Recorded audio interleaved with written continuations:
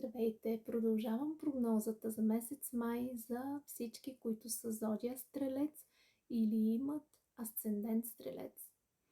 Енергията е доста ам, раздвоена май месец.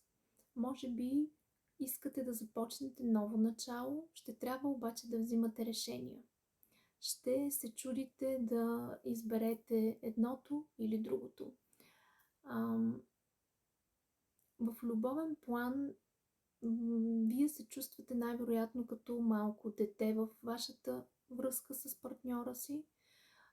Най-вероятно това са едни токсични отношения, които осъзнавате, че може би вече не искате да бъдете в тях. В професионален план сте доволни сте от работата си. Знаете, че можете още, знаете, че можете да постигнете повече или да ви повишат. Възможно е да искате някакво обучение да преминете. Понякога обаче в професионален план може да се чувствате самотни. Или че сякаш усещането да е, че не ви разбират. И за вас, стрелци, от Луната едно послание: ти си много близо до постигане на твоята цел, така че действайте!